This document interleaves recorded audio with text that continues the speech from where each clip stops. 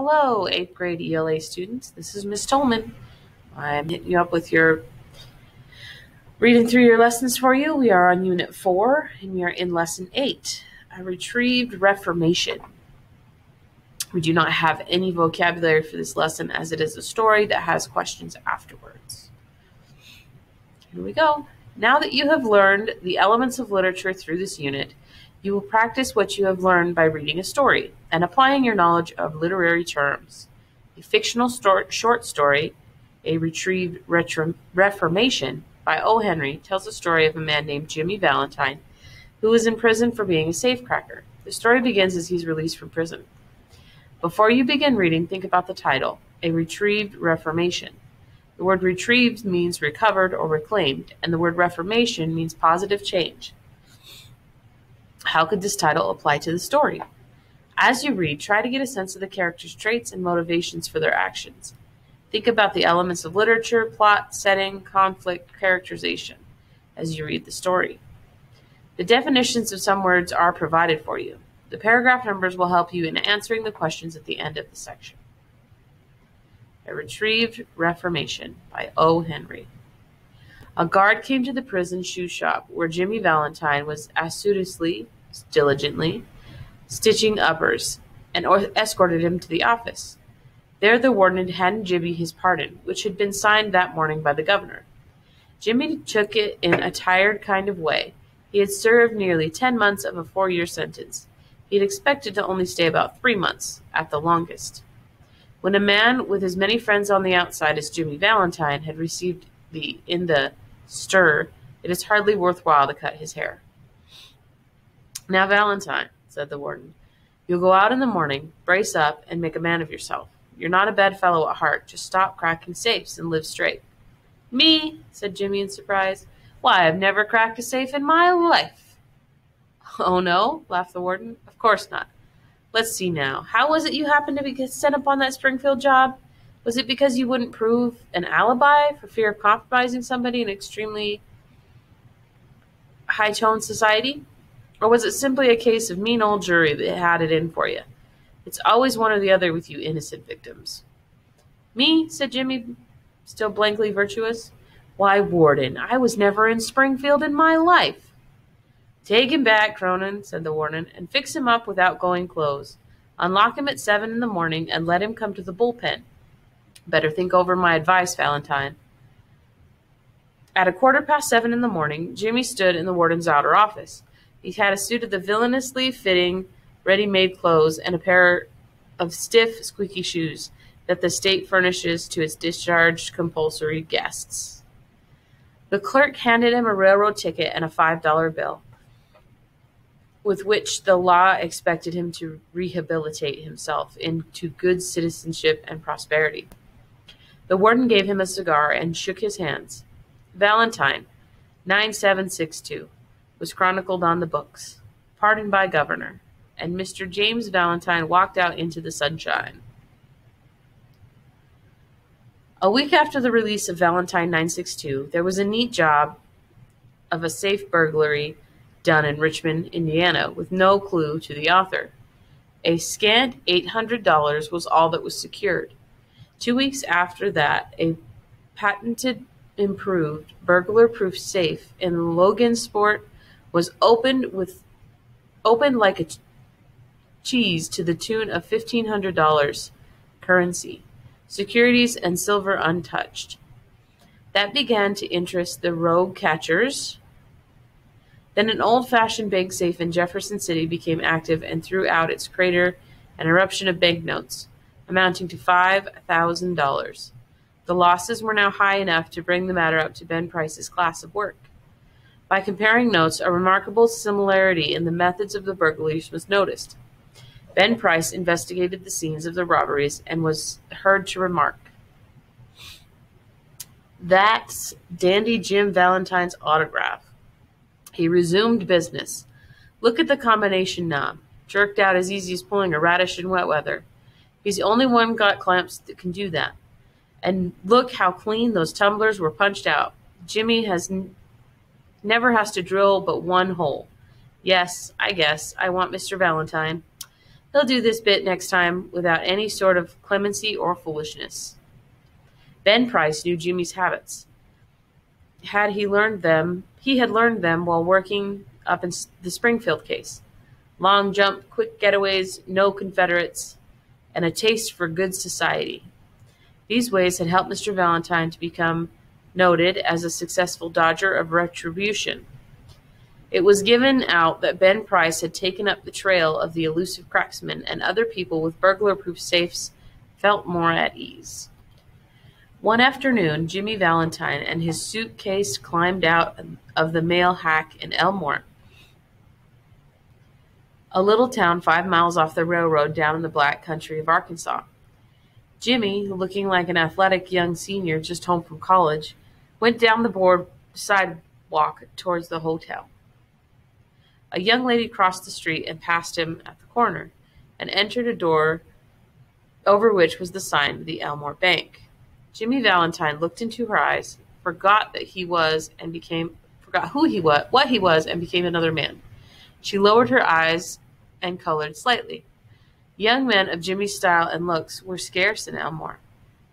Jimmy collared a boy that was loafing on the steps of the bank, as if it were one of the stockholders, and began to ask him questions about the town, feeding him dimes at intervals.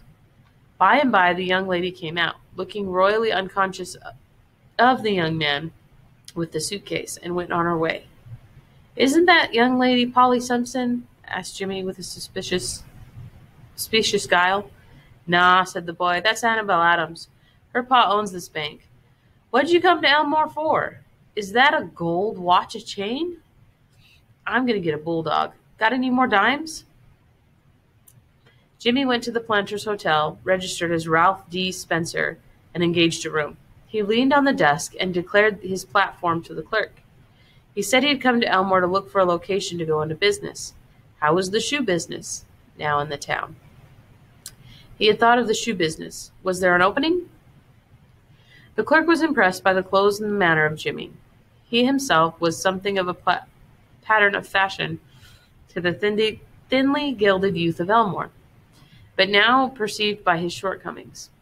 While trying to figure out Jimmy's manner of tying his four in hand, he cordially gave the information. Yes, there ought to be a good opening in a shoe line. There wasn't an exclusive shoe store in the place. The dry goods and general stores handled them. Business in all lines was fairly good. Hoped Mr. Spencer would decide to locate in Elmore. He would find it a pleasant town to live in, and the people very sociable. Mr. Spencer thought he would stop over in the town a few days and look over the situation. No, the clerk needn't call the boy. He would carry up his suitcase himself. It was rather heavy. Mr. Ralph Spencer, the phoenix that arose from Jimmy Valentine's ashes left by the flames of a sudden and alternative attack of love, remained in Elmore and prospered. He opened a shoe store and secured a good run of trade.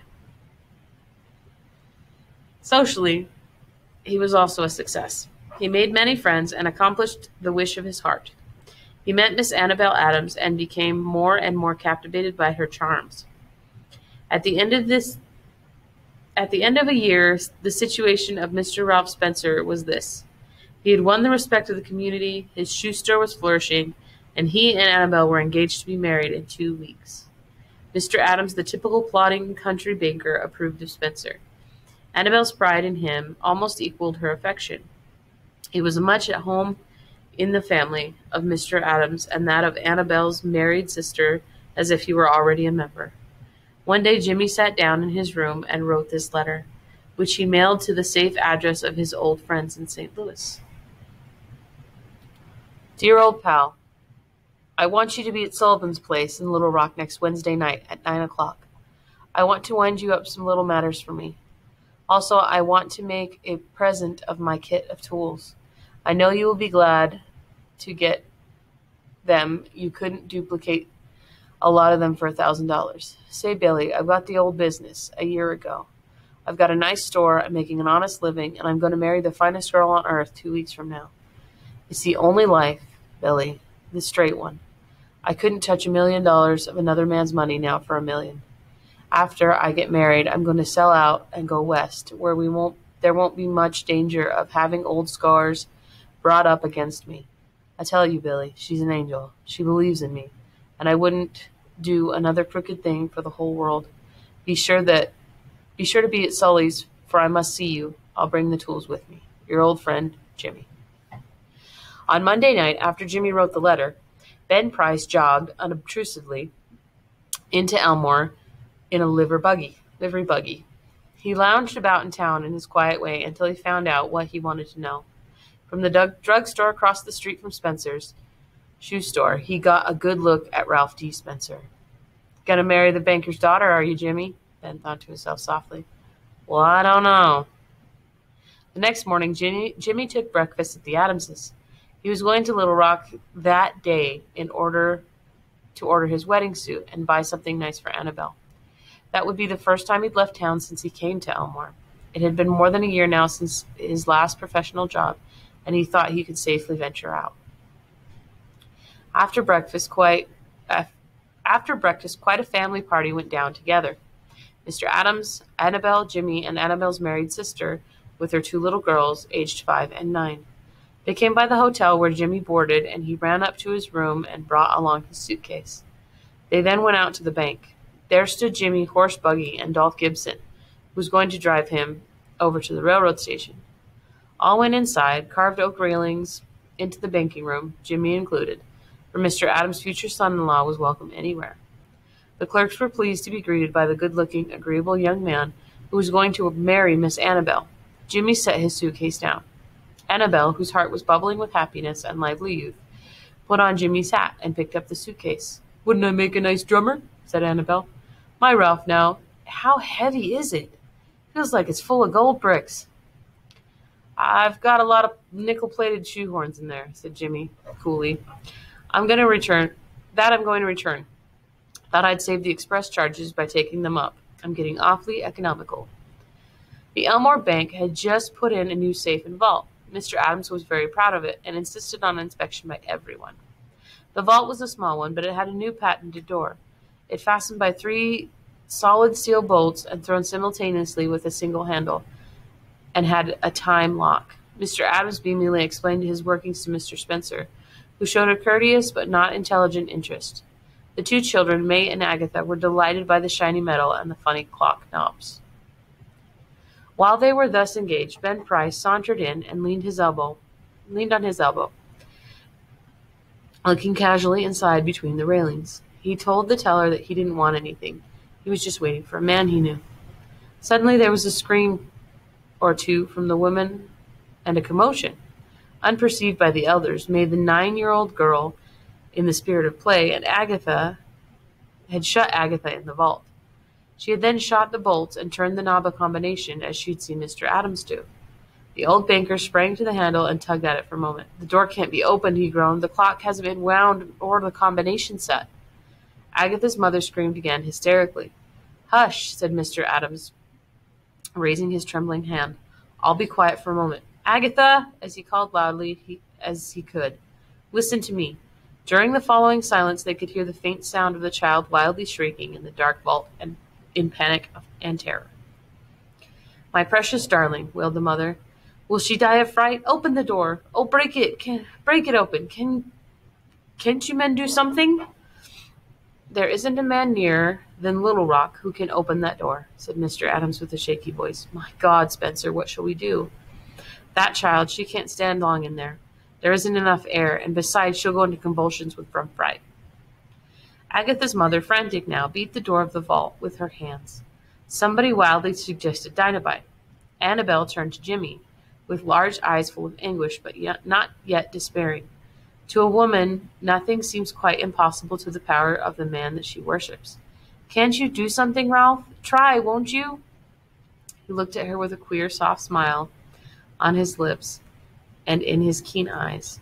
Annabelle, he said, give me that rose you're wearing, will you? Hardly believing she heard him all right, she unpinned the bud from her bosom of her dress and placed it in his hand. Jimmy stuffed it into his vest pocket, threw off his coat, and pulled up his shirt sleeves. With that act, Ralph D. Spencer passed away, and Jimmy Valentine took his place. Get away from the door, all of you, he commanded shortly. He set his suitcase on the table, opened it out flat. From that time on, he seemed to be unconscious of the presence of anyone else. He laid out the shining, queer implements swiftly and orderly, whistling softly to himself, as he always did when at work. In a deep silence, immovable, the others watched him as if under a spell. In a minute, Jimmy's pet Dro was biting smoothly into the steel door. In 10 minutes, breaking his own burglar's record, he threw back the bolts and opened the door. Agatha, almost collapsed, but safe, was gathered into her mother's arms. Jimmy Valentine put on his coat and walked outside to the railings towards the front door. As he went, he thought he had heard a faraway voice that he once knew call Ralph, but he never hesitated. At the door, a big man stood somewhat in his way. "Hello, Ben," said Jimmy, still with his strange smile. "Got around at last, have you? Well, let's go. I don't know that it makes much difference now." And then Ben Price acted rather strangely. "Guess you're mistaken, Mr. Spencer," he said. Don't believe I recognize you. Your buggy's waiting for you, ain't it?"